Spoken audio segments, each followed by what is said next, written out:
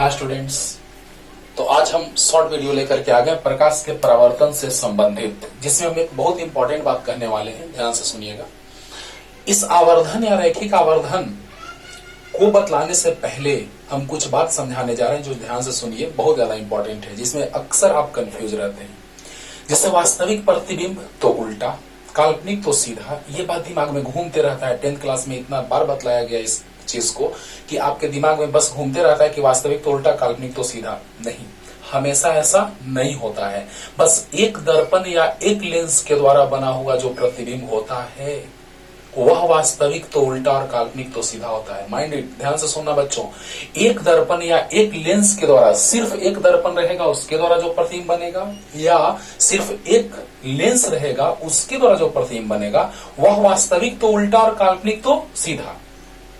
ये बात याद है? चलो, लेकिन जैसे ही हम बात करते हैं संयुक्त सूक्ष्मदर्शी का, सरल सूक्ष्मदर्शी नहीं, क्योंकि सरल सूक्ष्मदर्शी तो एक लेंस से बनता है, लेकिन संयुक्त सूक्ष्मदर्शी का बात करो, या खगोलीय दूरदर्शी, सूक्ष्मदर्शी या दूरदर्शी, जिसमें एक से ज्यादा लेंस का प्रयोग किया जाता है, दो लेंसों का प्रयोग किया जाता है, तो वहां अंतिम प्रतिबिंब जो बनता है वो काल्पनिक और उल्टा होता है। कैसे? जब हम डिटेल में पढ़ाते चलेंगे तो वहां पे समझाएंगे, इस बात को फिगर के साथ बना करके सिखलाएंगे बच्चों। लेकिन अभी दिमाग में सेट रखना है कि एक दर्पण, सिर्फ एक दर्पण के द्वारा प्रतिबिंब का निर्माण हो या सिर्फ एक लेंस के द्वारा प्रतिबिंब का निर्माण हो, वास्तविक तो उल्टा, काल्पनिक तो सीधा। ओके। लेकिन जब दो लेंसों का बात किया जाए, यानी एक से अधिक लेंस का बात किया जाए, जैसे संयुक्त सूक्ष्मदर्शी का बात करते हैं या दूरदर्शी का बात करते हैं हम लोग, तो वहां पे दो लेंसों का प्रयोग किया जाता है, तो वहां पर अंतिम प्रतिबिंब काल्पनिक और उल्टा होता है। वाह, काल्पनिक और सीधा होता है ना सर? नहीं, यहाँ पे काल्पनिक और उल्टा हो जाएगा जब डिटेल में पढ़ाया जाएगा, क्योंकि उसका पूरा डेरिवेशन बतलाएंगे, भी शॉर्ट में बतलाएंगे, कुछ समझ में नहीं आएगा। इसलिए इस बात को सबसे पहले हम कह दिए बच्चों कि जो कंफ्यूजन होता है ये मत कह देना हमेशा के लिए काल्पनिक तो सीधा, वास्तविक तो उल्टा। नहीं, हमेशा नहीं।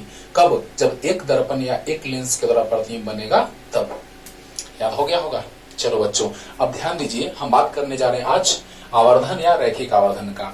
तो क्या है ये? तो याद होगा कि प्रतिबिंब की ऊंचाई और वस्तु की ऊंचाई, या प्रतिबिंब के आकार और वस्तु के आकार के अनुपात को आवर्धन कही जाती है। आवर्धन, कितना वस्तु का प्रतिबिंब बड़ा हो, वस्तु के तुलना में प्रतिबिंब कितना बड़ा है या कितना छोटा है, इस आवर्धन से हम लोग सीख लेंगे बच्चों। तो कैसे? आइए स्टार्ट करते हैं। पहले थोड़ा डिफाइन कर लेते हैं। प्रतिबिंब की ऊंचाई, प्रतिबिंब की ऊंचाई और वस्तु की ऊंचाई, वस्तु की ऊंचाई के अनुपात को आवर्धन कही जाती है। इसे m के द्वारा सूचित किया जाता है, छोटा m। हाँ, तो प्रतिबिंब की ऊंचाई बटा वस्तु की ऊंचाई। अब लिख भी सकते हैं सेंटेंस के रूप में बच्चों कि m आवर्धन बराबर, या रैखिक आवर्धन या रेखीय आवर्धन बराबर प्रतिबिंब की ऊंचाई बटा वस्तु की ऊंचाई, यानी m बराबर h2/h1। और यही चीज हम आज सिद्ध करने जा रहे हैं कि m बराबर -v/u होता है। दर्पण के लिए -v/u और लेंस के लिए +v/u। आसान है, लेकिन बस थोड़ा सीख लेते हैं। हाँ, 1/v + 1/u बराबर 1/f जो हम सिद्ध किए हैं, एक दर्पण में बार बार करें, एक दर्पण में हम सिद्ध कर रहे हैं, क्योंकि अभी शॉर्ट वीडियो चल रहा है। हाँ, एक ही में दोनों सिद्ध करने लगेंगे, वीडियो लंबा हो जाएगा। इसलिए जैसे ही हम पूरा का पूरा सिलेबस पढ़ाना स्टार्ट करेंगे, तो हर एक, चाहे वो गोलीय उत्तल दर्पण हो चाहे अवतल दर्पण हो, सारे में सिद्ध करके चलेंगे बच्चों। लेकिन अभी शॉर्ट वीडियो में जिस स्टाइल में होना चाहिए वो बतला रहे हैं कि प्रतिबिंब की ऊंचाई और वस्तु के ऊंचाई के अनुपात को आवर्धन कही जाती है, जिसे छोटा m के द्वारा सूचित किया जाता है, यानी m बराबर h2/h1। लेकिन सिद्ध करना है हमको m बराबर -v/u। दर्पण के लिए होता है -v/u और लेंस के लिए होता है +v/u। जल्दी से इतना लिखिए बच्चों, जल्दी हो गया? उस करके लिख लेना बच्चों। अब देखा जाए,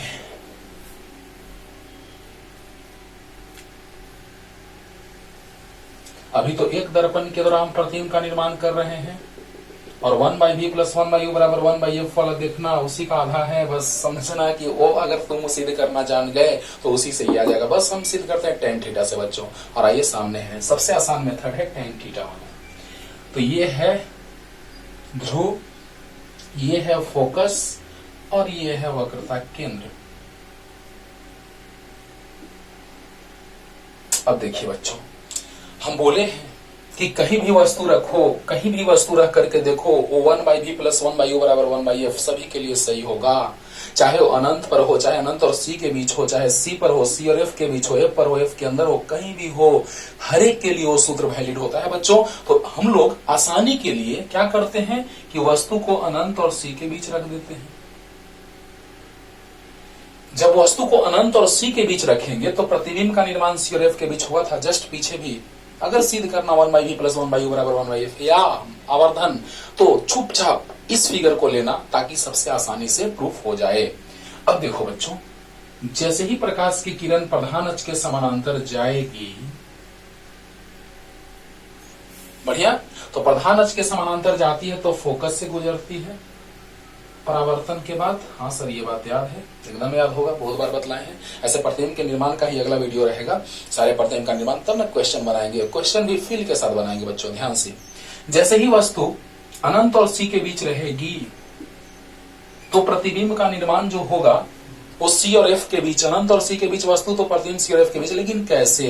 तो हम कैसे बनाए थे, फिगर याद है बच्चों? ऐसे c से गुजारेंगे तो लंबवत जाएगा, तो लंबवत, क्योंकि केंद्र से जाने वाली रेखा सतह पर लंब होती है गोला की, तो लंबवत ही लौट जाएगी, क्योंकि आपको पता है कि दर्पण के सतह पर प्रकाश की किरण लंबवत पड़ती है, लंबवत ही लौट आती है। लेकिन हम ध्रुव से बनाए थे, तो एक किरण ध्रुव से गुजार देते हैं और ध्रुव से ही लौट के आ जाएगा।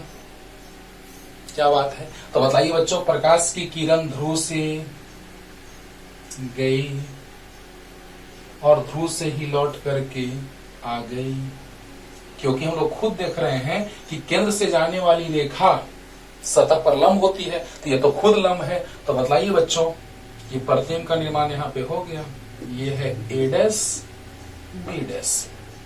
बढ़िया। अब देखिए, यहाँ पर आपतन कोण और यहाँ पर आवर्तन कोण, क्योंकि केंद्र से जाने वाली रेखा सतह पर लंब होती है, तो लंब और आपतित किरण के बीच का बना कोण आपतन कोण, जिसको हम थीटा मान लिए, और परावर्तित किरण और लंब के बीच बना कोण परावर्तन कोण थीटा, यानी आपस में बराबर है, आई बराबर है, परावर्तन के नियम से आई बराबर है। अच्छा, अब देखिए बच्चों, हमको मतलब जिस त्रिभुज से है उसी को ले रहे हैं। क्यों?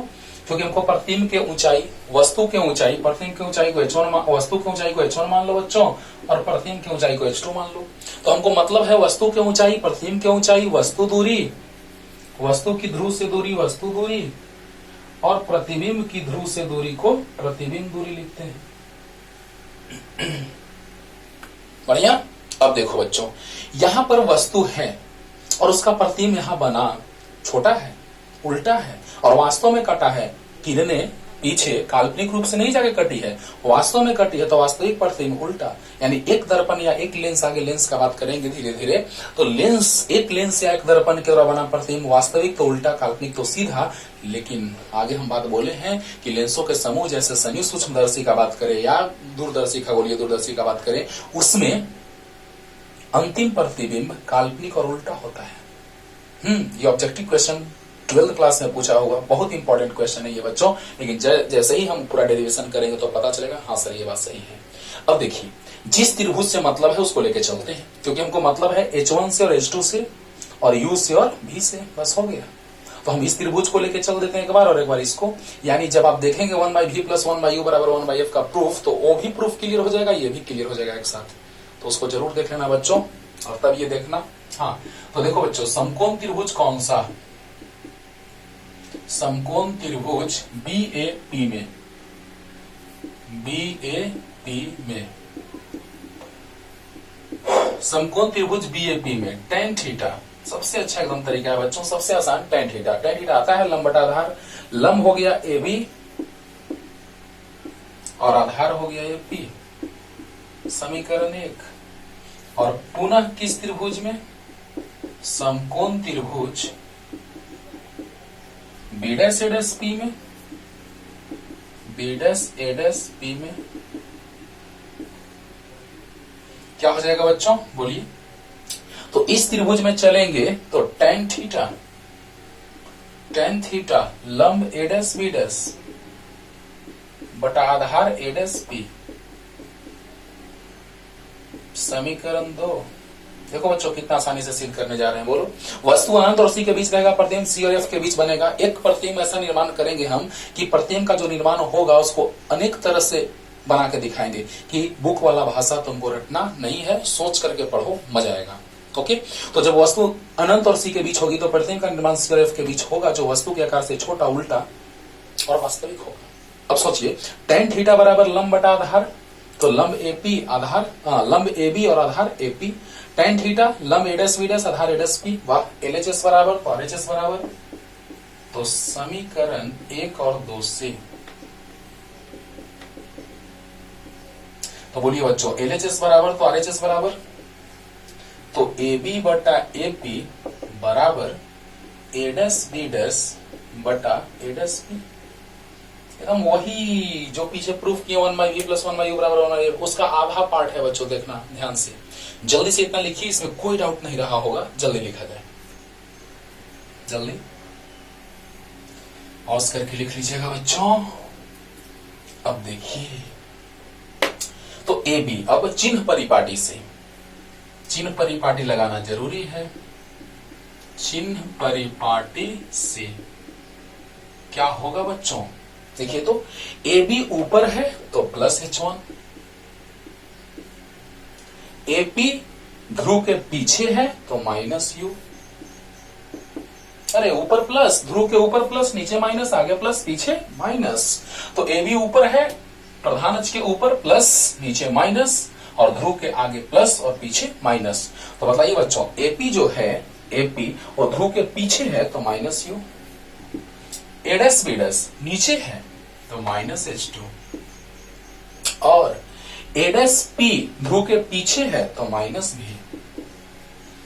बढ़िया, तो बताइए बच्चों, minus VH1 minus minus plus H2U, तो बताइए बच्चों माइनस V/U बराबर H2/H1, और यही न H2/H1 था आवर्धन। बोलो, आवर्धन का परिभाषा प्रतिबिंब की ऊंचाई और वस्तु के ऊंचाई के अनुपात को आवर्धन कहते हैं। तो बताइए बच्चों, m बराबर इतना और इतना ही बराबर ये, देखो ध्यान से, H2/H1 बराबर m और H2/H1 बराबर माइनस V/U, तो m बराबर आ गया। अरे वाह, आ गया, m बराबर माइनस V/U, तो m बराबर आ गया बच्चों माइनस V/U। यानी दर्पण के लिए आवर्धन जो होता है या रेखीय आवर्धन, उसका सूत्र होता है m बराबर माइनस V/U। बहुत ज्यादा क्वेश्चन इस पे बनाने में हेल्प आएगा, इसका कैसे अगले लेक्चर में पता चलेगा, आगे के लेक्चर्स में। अब देखिए बच्चों, वास्तविक प्रतिबिंब के लिए आवर्धन ऋणात्मक होता है और काल्पनिक के लिए धनात्मक, यानी कि m बराबर कैसे, अभी बता रहे हैं, m निगेटिव किसके लिए, वास्तविक प्रतिबिंब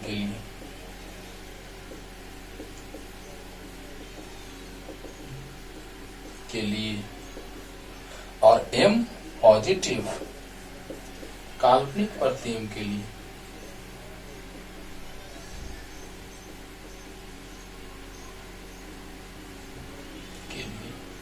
वाह, ध्यान से बच्चों, m ऋणात्मक वास्तविक के लिए और m धनात्मक काल्पनिक के लिए।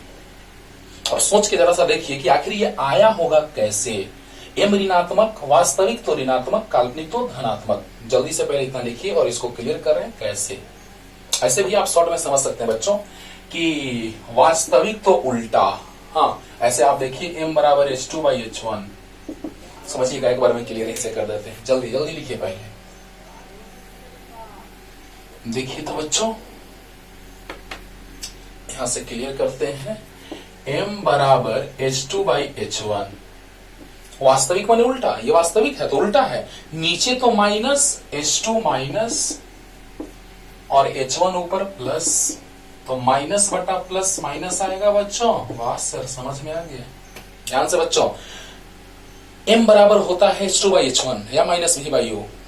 अब सोचिए जरा सा, एक ही से आ जा रहा है तो फिर दूसरा क्या, इससे भी आप सीख सकते हैं बच्चों। m बराबर माइनस V/U, चलो ये भी सिखाते हैं लोग, माइनस भी प्रतिबिंब दूरी माइनस में है और वस्तु दूरी भी ध्रुव के बाईं ओर माइनस में है। माइनस से माइनस कट गया तो माइनस से ना बचा, माइनस है, बोलो, यानी कि वास्तविक प्रतिबिंब के लिए आवर्धन माइनस में यानी ऋणात्मक होता है बच्चों। बहुत काम देगा, ये बहुत काम देगा बच्चों, डायरेक्ट एकदम याद रखिएगा। वास्तविक के लिए ऋणात्मक, लेकिन कैसे समझा रहे दोनों मेथड से। m बराबर h2/h1, h2 नीचे है माइनस होगा, ऊपर है प्लस होगा h1, तो माइनस बाई प्लस माइनस, वाह। या फिर m बराबर माइनस v बाई u, यानी सोचने वाली बात है कि माइनस है u भी जो है वो बाईं ओर है, तो माइनस ऐसे काटे हैं इसलिए प्लस जैसा लग रहा है बच्चों, माइनस, और u भी बाईं ओर है तो माइनस, माइनस से माइनस कट गया तो माइनस एक बच गया ऋणात्मक। अरे वाह। अब देखिए बच्चों, वास्तविक के लिए ऋणात्मक, थोड़ा काल्पनिक के लिए भी समझा देते हैं, जल्दी से लिख लीजिए, जल्दी।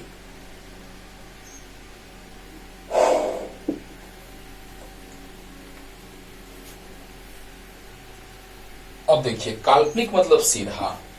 प्रतिबिंब का निर्माण हम बतलाएंगे, जिसमें अभी शॉर्ट में समझा रहे हैं कि वस्तु जब फोकस के अंदर होती है तो प्रतिबिंब का निर्माण दर्पण के पीछे होता है। कैसे, ऐसे हम शॉर्ट में समझा दे रहे, लेकिन प्रतिबिंब का निर्माण का हम वीडियो बनाएंगे ऐसे। और एक ध्रुव से, मेरा तो आदत है बच्चों ध्रुव से गुजारने का, तो जहां कटेगा वहीं पे प्रतिबिंब का निर्माण हो जाएगा। तो बोलिए, बस सभी याद रखो बच्चों कि जब वस्तु, क्यों ऐसा हुआ सब कुछ पूरा डिटेल समझाएंगे, लेकिन जब वस्तु ध्रुव के अंदर रहेगा तो प्रतिबिंब का निर्माण दर्पण के पीछे होता है, यानी H1 और H2 वस्तु प्रतिबिंब। तो बताइए, m बराबर h2/h1, H2 भी ऊपर है तो प्लस, H1 भी ऊपर है तो प्लस, प्लस बटा प्लस क्या होगा, प्लस होगा, यानी आवर्धन धनात्मक। अरे बोलो बच्चों, वस्तु ध्रुव, फोकस और ध्रुव के बीच यानी फोकस के अंदर होगा तो प्रतिबिंब दर्पण के पीछे बनता है, जो सैलून में यूज में लाया जाता है ये दर्पण, अवतल दर्पण। अब बतलाइए कि जैसे ही प्रतिबिंब की ऊंचाई का बात करें तो प्लस में, वस्तु की ऊंचाई का बात करें प्लस बटा प्लस यानी प्लस में, यानी कि काल्पनिक प्रतिबिंब तो आवर्धन धनात्मक और वास्तविक तो ऋणात्मक। क्लियर हो गया होगा? तो ये बहुत काम देगा क्वेश्चन बनाने में। तब तक पढ़ते रहिए, अगले वीडियो में अगला बात